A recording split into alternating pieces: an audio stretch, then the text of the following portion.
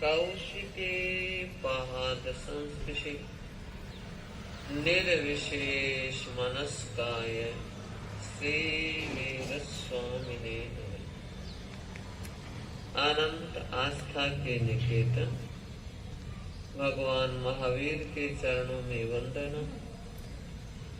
अनंत शक्ति के स्रोत महाप्राण पूज्य गुरुदेव के चरणों में वंदना। समागम धर्म परिषद बंधुओं और भाइयों,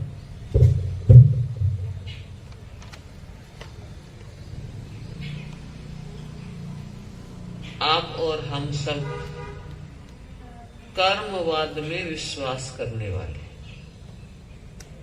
भगवान महावीर की वाणी है, अप्पा कत्ता विकत्ताय दुहाणय सुहाणय अप्पा मित्तम अमित्तम च दुपट्ठिय सुपट्ठियो। आत्मा कर्म की करता है, विकत्ता आत्मा ही है। विकत्ता का मतलब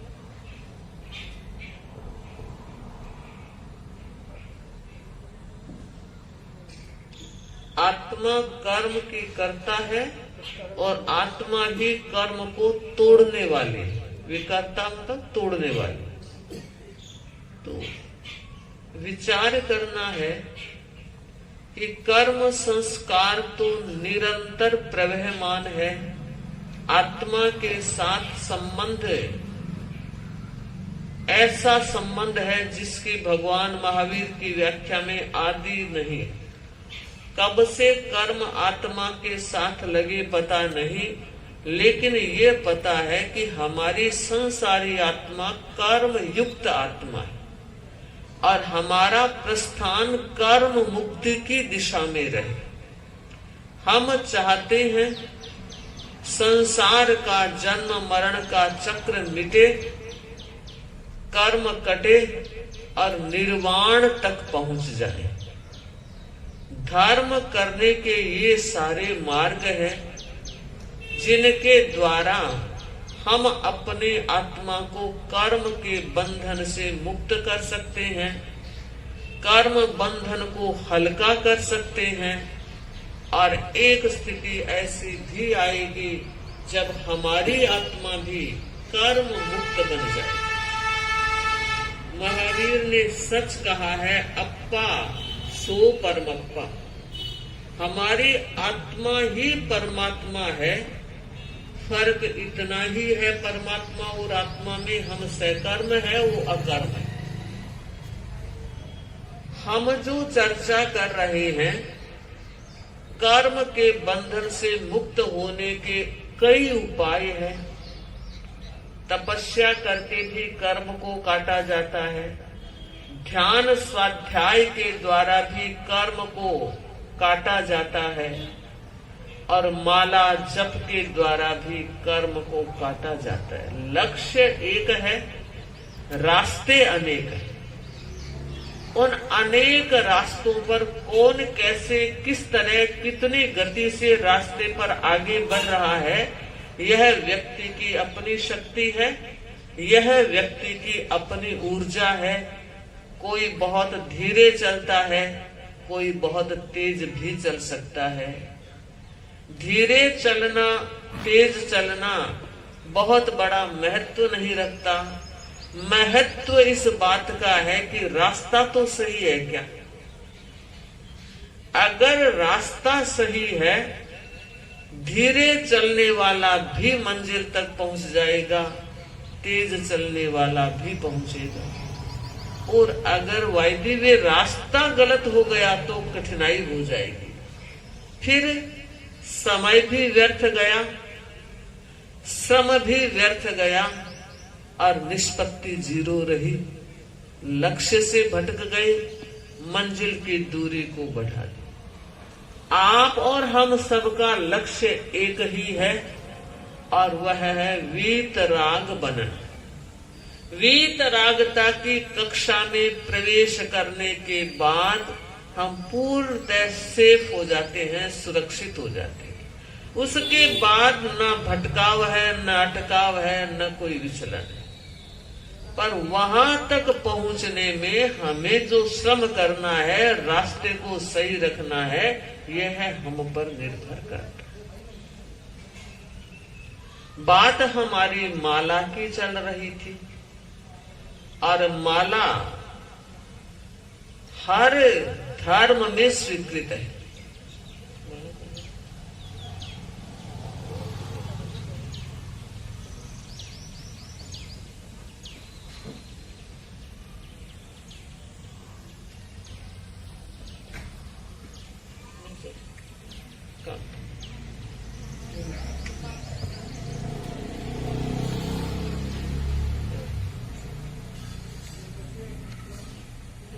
आगे एक अभी बताते हैं। अभी राजकरण जी ने एक माला दी, हमने नहीं ली। क्यों? उस माला में सुमेरु ही नहीं है, नहीं मत, ये तो फुंदा है। सुमेरु काट 108 माला के मन के, उसके बाद एक मोती, कम से कम 2 मोती भी हो, और कई बार आपने देखा होगा 3 मोती भी हो सकते हैं। तो माला वैसे तो 108 की कहते हैं, लेकिन काउंटिंग करें तो 109, 110 और 11 की भी होती है। इसमें 2 सुमेरु है, किसी में 1 और किसी में 3। पर ध्यान देना, अगर सुमेरु नहीं हो तो उस माला का उपयोग भी नहीं होना चाहिए। तो कल हमारी जो चर्चा चल रही थी उसको थोड़ा सा आज पूरा कर लेते हैं। पहली बात, माला फेरने तक हम आ गए थे। अब जब हम माला फेर रहे होते हैं तो कई बार हमारी माला यूं आते आते नाखून तक आ जाती है। ध्यान रखना है, माला फेरते हुए नाखून का स्पर्श नहीं होना चाहिए। दूसरी बात, माला का जमीन के स्पर्श भी नहीं होना चाहिए। तीसरी बात, माला खुली नहीं होनी चाहिए। जब भी माला फेरे आवर्त माला रहे, ढकी हुई माला रहे। अब जिनके पास साड़ी है, चद्दर है, चुन्नी है, उसी हो जाएगा। कई बार अब गजराज जी बैठे हैं, सामायिक भी चद्दर नहीं है, माला फेर रहे हैं, तब क्या करेंगे? एक रुमाल से आवृत की जा सकती है। विधान आया है, माला ढकी हुई रहनी चाहिए। अगली बात, माला जब फेर रहे हैं तो आप देखिए, माला के मन के एक दूसरे पर गिरने नहीं चाहिए। इतना ढीला धागा न हो कि आप माला फेरे और माला के मन के गिर रहे हो, टूटने की संभावना भी रह सकती है। इसलिए टूटी हुई माला अशुभ मानी जाती है। अगर आप माला फेर रहे हैं, कई समय व्यतीत हो गया है, और देख ले कई बार कि मेरी माला का कोई मन का खंडित तो नहीं है। खंडित माला अशुभ रहती है, अशुभ माला का उपयोग नहीं होना चाहिए। माला काठ की भी होती है, माला मोती की भी होती है, मूंगे की भी होती है, रुद्राक्ष की भी होती है, तुलसी की भी होती है, वैजयंती की भी होती है। अनेक मालाओं का विधान है। 5 रंग की परमेष्ठी के 5 रंग है, उनकी 5 मालाएं भी होती है। पर यह बताना चाहूंगी, कभी भी प्लास्टिक की माला का उपयोग नहीं होना चाहिए। और आपने भी देखा होगा, हमने बचपन में देखा, एक बार वो चमकने वाली माला आई थी, रेडियम मालाएं, और बहुत शौक से लिया करते थे, अंधेरे में दिखाई देती थी। तो वैसी माला का फेरने में उपयोग नहीं होना चाहिए। कलर की माला में नवकार मंत्र के एक एक पद का जाप किया जाए और एक एक रंग को लिया जाए, यह भी हो सकता है, इसका उपयोग भी होता है। और पचरंगी मालाओं का भी उपयोग मान्य किया गया है। किसी भी माला को ले लें, चाहे वो काठ की है तब भी अच्छी है, चाहे वो रुद्राक्ष की है तब भी अच्छी है। लेकिन कुछ कुछ मालाओं का विशेष असर होता है। रुद्राक्ष की माला को यूं माना गया है कि वो किसी भी रंग के साथ मैच करती है और किसी भी मंत्र के साथ प्रायः उसका उपयोग होता है। इसलिए ये माला अपने आप में बहुत महत्वपूर्ण मानी जाती है।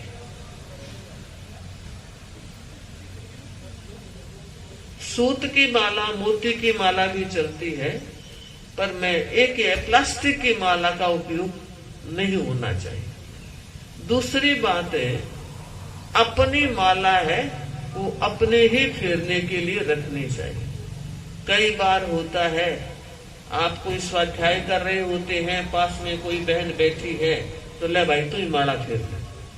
तो अगर आपको देना है तो एक्स्ट्रा कोई उपयोग किया जा सकता है, एक माला पर्स में और भी रखी जा सकती है।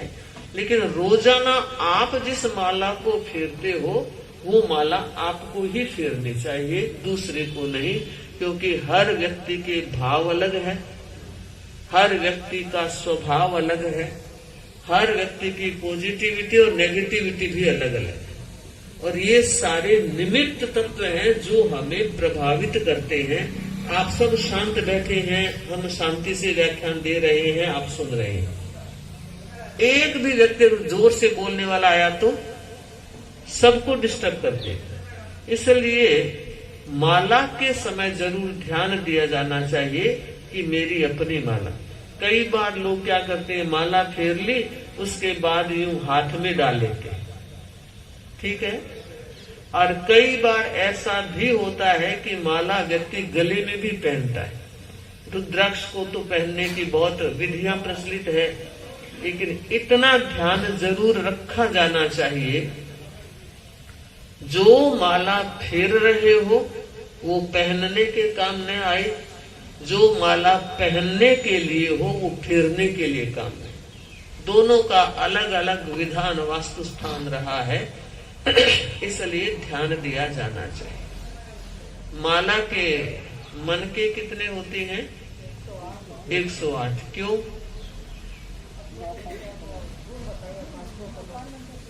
हाँ, नवकार मंत्र के 12, 8, 36, 25 और 27 इनको काउंट करते हैं तो 108 की संख्या होती है। पर सनातन परंपरा भी 108 ही लेती है, उनके तो नौकार है नहीं। ठीक,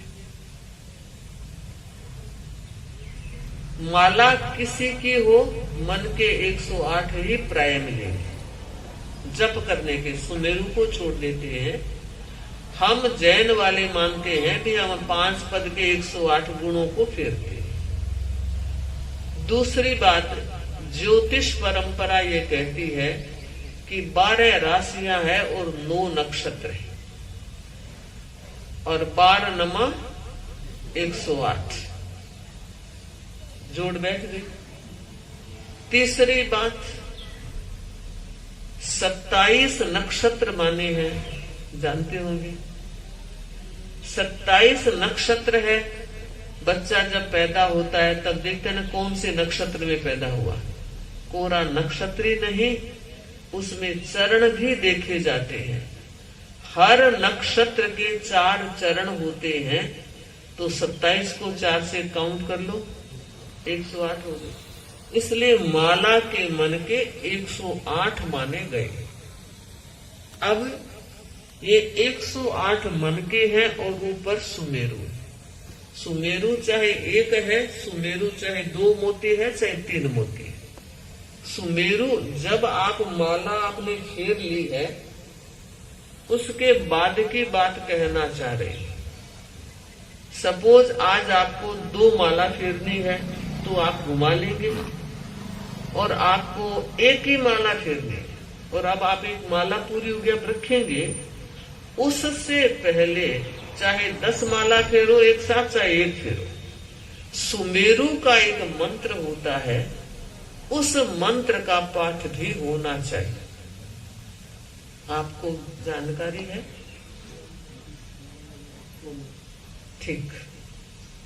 सुमेरु का मंत्र है ओम ह्रीम सम्यक दर्शन ज्ञान चारित्र्येभ्यो नमः। ये सुमेरु का मंत्र है। किसी भी मंत्र की माला फेरे सुमेरु का एक ही मंत्र है। और आप मुझे पूछेंगे एक ही क्यों, और तो मंत्र अलग अलग है, सुमेरु का एक ही मंत्र है। मैंने पूर्व में भी कहा कि हमारा लक्ष्य मोक्ष है और मोक्ष के साधन तीन ही है, सम्यक ज्ञान, दर्शन और चारित्र्य। इन तीनों के द्वारा हम मोक्ष को प्राप्त कर लेंगे। इनकी साधना हमें करनी है।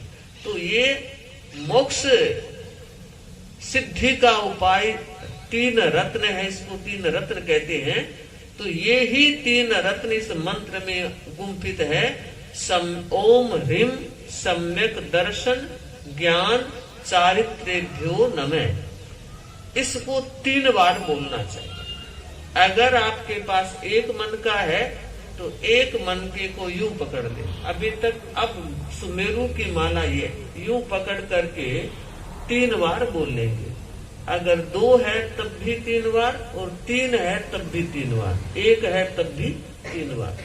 और उसके बाद माला को शुरू करते हैं, तब भी माला को हाथ में लेकर गुरु वंदन के साथ प्रारंभ करेंगे। और संपन्न कर रहे हैं तब भी गुरु वंदन के साथ माला को हाथ में लिया, वंदन किया और अपने पर्स में रखा। सुमेरु का मंत्र। हाँ, सुमेरु का मतलब सबसे ऊपर। हाँ, लिख के रख लेते हैं और आप जब व्याख्यान बाद होगा उसके बाद आप देख लेंगे। बोल भी देती हूँ, एक बार उच्चारण करवा देते हैं। ओम ह्रीम सम्यक दर्शन ज्ञान चारित्र्येभ्यो नमः। ये इसका मंत्र 3 बार उसकी विधि। अब थोड़ी सी चर्चा इस संदर्भ में कि कभी कभी अनेक तरह की चिंताएं व्यक्ति को अनावश्यक तनाव में डाल देती हैं। मंत्र का उपयोग आत्म साधना के लिए भी किया जाता है। मंत्र का उपयोग विघ्न निवारण के लिए भी किया जाता है। मंत्र का उपयोग स्वास्थ्य के लिए भी किया जाता है। मंत्र का उपयोग ऐच्छिक सिद्धि के लिए भी किया जाता है। अगर खुद या परिवार में कहीं भी स्वास्थ्य संबंधी कोई कठिनाई हो रही हो, उसका एक छोटा सा जप परम श्रद्धेय आचार्य महाप्रज्ञ जी ने दिया था। मैं उसकी चर्चा करना चाहूंगी। बहुत छोटा मंत्र है। अगर आपका टाबर छोटा है, वो बोल नहीं सकता है, अगर बुजुर्ग हो गए हैं, वो कर नहीं सकते हैं, तो आप उनके पास बैठकर उसको करवा सकते हैं, सुना सकते हैं। क्योंकि मंत्र का जब उच्चारण किया जाता है तो उस समय वाइब्रेशन में बहुत बड़ा फर्क आता है। तो जब ध्वनि होगी, उच्चारण होगा, तो वो सारा वातावरण प्रभावित होगा। तो मंत्र है ओम ह्रीम हंसः। ओम ह्रीम हंसः। ओम ह्रीम हंसः। ये छोटा सा मंत्र है। और न केवल बीमारी की अवस्था में, कभी ऐसा होता है बीमार है तब इस मंत्र को कर ले, तब तो करना ही चाहिए, लेकिन स्वस्थता में भी इसका उपयोग होना चाहिए ताकि हमारी स्वस्थता सुरक्षित रहे। छोटा सा मंत्र है।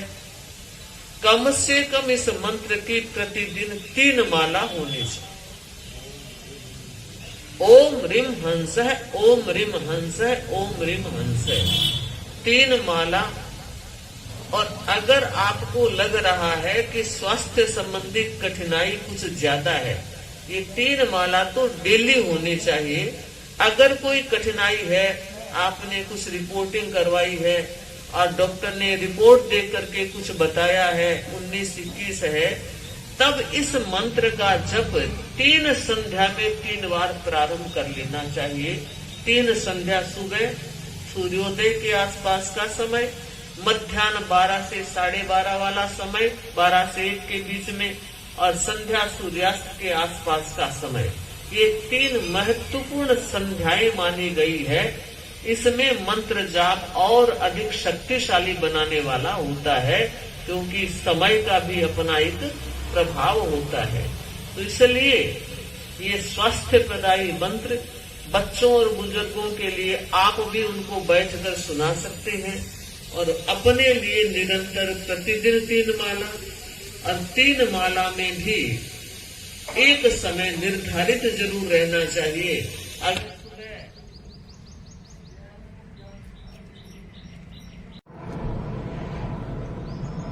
कई बार व्यक्ति कई तरह के राजकीय संकट से भी ग्रस्त हो जाता है। कोर्ट केस भी हो सकते हैं, अफसर आदि के साथ भी ऊंची नीची बात हो सकती है।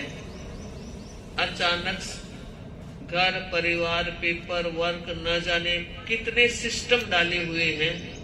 खूब जागरूक रहने के बाद भी अगर कोई देखने वाला आ गया तो कहीं न कहीं वो 19 से निकाल ही देगा। ऐसी स्थिति में एक मंत्र हमारे प्राचीन आचार्यों ने दिया है। ओम ह्रीं अर्हं नमः क्षीं स्वाहा। ओम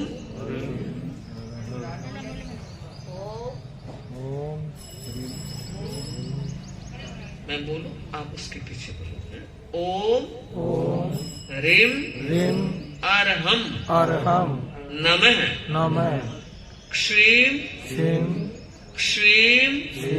स्वाहा। ये मंत्र है और इसकी विधि भी है।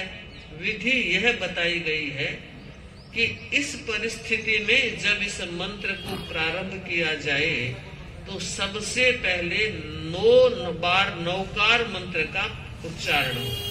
ये नौकार मंत्र हमारा बहुत बड़ा मंत्र है और उसके लिए आया है मंत्रों का सरदार महामंत्र नौकार। तो पहले 9 बार नौकार मंत्र बोला जाए, उसके बाद 27 दिन तक 9 माला बराबर फेरी जाए। और ऐसा करने से आप देखेंगे रास्ते खुलते हैं, अंतराय कर्म दूर होता है। जो कुछ हमारे शरीर में, रिश्तों में अथवा व्यापार में कोई कठिनाई आती है तो कर्म के आधार पर अगर हम विश्लेषण करते हैं तो उसमें अंतराय कर्म बहुत बड़ा बलवान होता है। और हम छोटी छोटी बातों में अंतराय कर्म को बांध लेते हैं, पता ही नहीं लगता कि हमारा छोटा सा व्यवहार कितनी बड़ी अंतराय को पैदा कर देता है। तो अंतराय कर्म दूर करने के साधन है तप और जप। इसलिए कहा गया है कोई विशेष कठिनाई हो तो आइंदिल का तप करना चाहिए, जप करना चाहिए। जप तप के द्वारा अंतराय कर्म कमजोर बनता है और अंतराय कर्म कमजोर होता है तो रुका हुआ रास्ता खुल जाता है। तो हमें अपने कॉन्सेप्ट को क्लियर रखना है कि हम जो कुछ कर रहे हैं कर्म निवारण के लिए कर रहे हैं। कर्म निवारण कर रहे हैं। स्वामी जी ने कहा है कि कोई भी व्यक्ति खेती करता है अनाज के लिए, लेकिन तूड़ी भी होती है, घास भी होता है, पर घास के लिए कोई खेती नहीं करता है। ठीक इसी तरह हम जो तप कर रहे हैं, जप कर रहे हैं, अनुष्ठान कर रहे हैं, माला सामाई कर रहे हैं, साधु संतों का दर्शन प्रवचन ले रहे हैं, उसके पीछे हमारा मनोभाव है हमारे कर्म का विलयीकरण हो और हमारी कर्म चेतना जो हमको प्रभावित कर रही है हमारी आत्मा इतनी प्रभावशाली हो जाए कि वो सारे प्रभाव समाप्त हो जाए। तो इसी भाव के साथ अब मैं 5-1 मिनट का समय आप लोगों को इसलिए देना चाह रही हूँ कि कोई बात आपके समझ में ना आई हो तो आप जिज्ञासा कर सकते हैं। इसकी 9 माला फेरने का टाइमिंग क्या होगा? वैसे तो अगर आप विशेष कठिनाई के साथ अगर अनुष्ठान कर रहे हैं तो इसका सुबह का सूर्योदय से 1 घंटा पहले वाले समय में ही इसको एक साथ 9 माला करनी चाहिए। एक माला जो पूर्व में हाँ, माला का एक प्रसंग हमने बताया, माला से माला, माला हाथ में लेकर माला फेरते हैं, और कई बार माला हाथ में लेकर फेरने का नहीं हो तो हाथ से भी कर माला भी आई है, हाथ से भी माला फेरी जाती है। तो उसकी कई विधियां हैं। एक विधि की मैं चर्चा कर लेती हूँ आज कि अगर हम हाथ से माला फेर रहे हैं तो हमारे हाथ की मुद्रा ये रहनी चाहिए, ये अंगुलियां माला फेरते हुए ऐसे खुली नहीं रहनी चाहिए, पहली बात। दूसरी बात, हाथ की मुद्रा अष्टमी के चांद की तरह होनी चाहिए। अष्टमी का चांद यूं होता है, आधा होता है। अब हम माला को शुरू करेंगे तो ये हाथ का अंगूठा सबसे छोटी अंगुली के नीचे वाले पोर पे जाएगा। ध्यान दें, हर व्यक्ति के हाथ में 3 रेखा होती है। 3 है, एक जड़ में है, एक बीच में है, एक यहाँ। रेखा भी 3 है और पोर भी 3 है। तो ध्यान रखना है किस बात का कि जब आप अंगूठे से माला फेर रहे हैं हाथ पे, तो दोनों रेखाओं के बीच का जो स्थान है हाथ वहीं आना चाहिए, ठीक है। तो अब यहां से ये 1 2 3, उसके बाद 4 5 6 7 8 9 10 11 12। आप देखिए अर्ध ओम का चिन्ह हो गया, कहीं टूटा नहीं, पूरी लाइन कवर हुई है। तो ऐसे अपन चलेंगे, सबसे नीचे छोटी अंगुली के नीचे से शुरू करेंगे। क्यों? देखिए हम नीचे से ऊपर जाना चाहते हैं, यूं माला नहीं फेरनी चाहिए। माला अगर आप कुछ पता नहीं तो ही माला यूं। अब तो एक विधि हो गई है, कनिष्ठा अंगुली का सबसे नीचे का पोर 1, उसके बाद 2, उसके बाद 3, अंगुली पूरी हो गई। अब हम कंटिन्यू लाइन को क्रॉस नहीं करना है, तोड़ना नहीं बीच में। तो ये हो गए 4 फिंगर, रिंग फिंगर, बड़ी वाली 5, तर्जनी 6, हो गया 6। अब नीचे उतरना है, तर्जनी 7, तर्जनी 8, हो गया। मध्यमा 9, अनामिका 10, अनामिका 11, मध्यमा 12।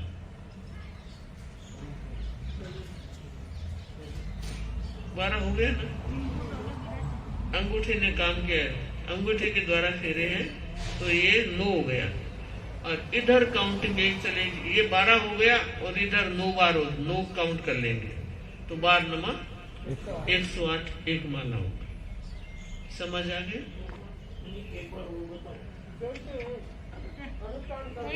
कहीं जाना पड़ गया तो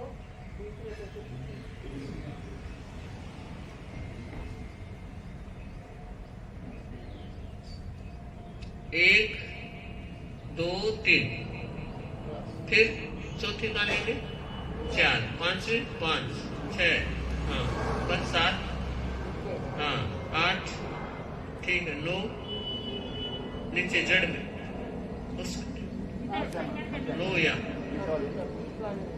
हाँ 10, हाँ 11 12, हाँ 20 वाले सबसे बड़ी है यहाँ के बताओ। कोई मंत्र की अगर हम लोग 2 या 3 माला फेर रहे हैं तो माला समाप्त हुई मनके में, वहाँ से हम उसको घुमाते हैं वापस, वहीं से शुरू करते हैं। तो पहले सुमेरु में जाना है, मंत्र बोलना है, या वहीं से घुमा करके? मंत्र, सुमेरु का मंत्र तो मैंने बताया, सभी याद देंगे। एक बार ही बोलना है, जब माला फिनिश करके आप रख रहे हैं। हर माला में बोलने की जरूरत है। जैसे सुबह से माला का शुरू करते हैं, कहीं जाना पड़ गया ट्रेन और तो वो तो फिर क्या करोगे आप? तो टाइम फेर सकते हैं ट्रेन और हाँ, माला फेर सकते, सामायिक नहीं हो सकती, माला हो सकती। वो कल बताया, कल पूर्व उत्तर दोनों में आपके मन की स्थिरता हो तो आप पूर्व दिशा में ले सकते हैं, और मन की चंचलता लग रहा है कि स्थिर नहीं है तो एक बार उत्तर दिशा में रहना चाहिए। जब तबीयत खराब होती है तो ओम रीम हंसाए का जो जाप है, तो हंसाए का मतलब, हंसाए नहीं, हंसाए। हाँ, हंसाए का मतलब, हाँ, मंत्रों के मतलब ये जहर को खींचने वाला है, और हर मंत्र के अर्थ का विश्लेषण नहीं होता। ये अपने आप में मंत्र महत्वपूर्ण है। जिस तरह ये ओम रीम ये सारे बीज मंत्र हैं, तो बीज मंत्रों का विशेष प्रभाव रहता है। और कुछ मंत्र जो है शुद्धि से फेरा जा सके, हाँ, इसके लिए हमारे लिखने में और हाँ, बोलने में फर्क रह सकता है। हाँ, तो इसलिए कान पीछे स्पेलिंग के हिसाब से देखिए, विमल जी ने अच्छी बात कही है। कल हम चर्चा करने का भाव रख रहे हैं कि मंत्र का गुरु के मुख से उच्चारण होना चाहिए। गुरु में गुरु भगवंत भी आते हैं, साधु संत भी आते हैं। तो इस बारे में आज का समय संपन्न हो गया है। कल का भाव रखते हैं कि इसको कैसे गुरु मंत्र से लिया जाए और कैसे फेरा जाए, उसका क्या प्रभाव होता है आने वाले। इसमें कहते हैं 50 मालाएं होती है, तो इसमें एक लाइन से खेलना चाहिए या? चत्तारि मंगलम अरहंता मंगलम सिद्धा मंगलम साहु मंगलम केवली वनतु धम्मो मंगलम। लोगुत्तमा अरहंता लोगुत्तमा सिद्धा लोगुत्तमा साहु लोगुत्तमा केवली वनतु धम्मो। चत्तारि शरणं पवज्जामि अरहंते शरणं पवज्जामि सिद्धे शरणं पवज्जामि साहु शरणं पवज्जामि केवली पन्नतं धम्मं शरणं पवज्जामि। विघ्नहरण मंगलकरण स्वामभिक्षुनो गुणयोड़क सुमिरन किया सर अचिंत्य सर अचिंत्य काम सर अचिंत्य।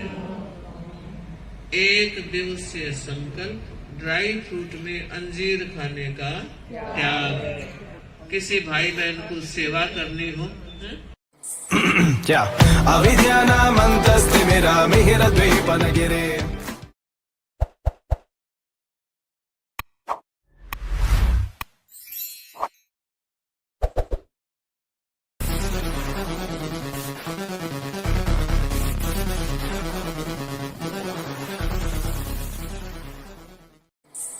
क्या अविद्या नामन्तस्ति मेरा मिहिर द्वीपनगिरे।